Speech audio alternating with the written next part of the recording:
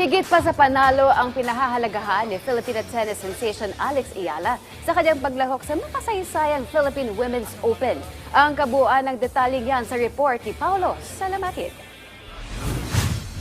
Isang makabuluhang yugto para kay 20-year-old Filipina tennis sensation Alex Ayala ang kanyang paglahok sa WTA 125 tournament ng Philippine Women's Open na nakanakdang simulan ngayong araw hanggang January 31 sa Rizal Memorial Tennis Center sa Maynila. Makalipas ang mahigit 10 taon, muling babalik sa Rizal Memorial Tennis Court si Ayala upang salihan ng makasaysayan at kauna-unahang WTA tournament sa bansa sa harap ng libo-libong Filipino fans. Anya, ang pinaka-highlight ng torneyong ito para sa kanya ay ang makapaglaro sa harap ng home crowd.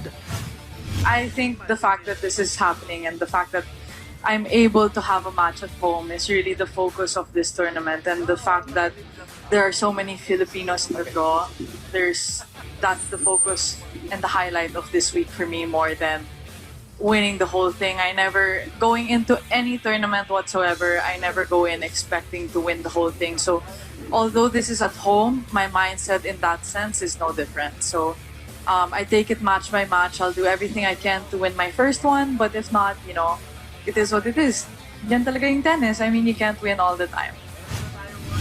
Dagdag pa ni Ayala na walang magbabago sa kanyang mentalidad pagdating sa pressure, lalo't dito sa Pilipinas gaganapin ang nasabing torneo na may libo-libong Filipino fans.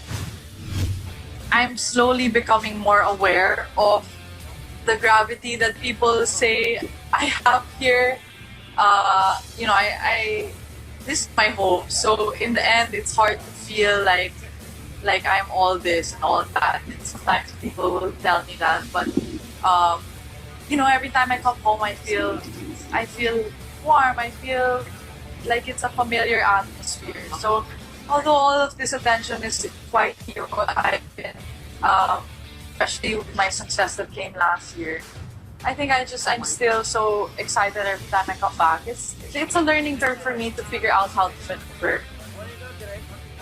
It's a really good problem to have if you ask me. That means, that I'm doing well and that I'm making people happy and I'm touching people's lives in a certain way. I'm happy about that. Sinabi rin ni Ayala na mahalagang plataporma ang torneyong ito upang mas makilala ng mga Pilipino ang nasabing sport at isa itong simula ng mas malawak na kinabukasan para sa tennis sa Pilipinas. Paulo Salamatin para sa Atletang Pilipino para sa Bagong Pilipinas.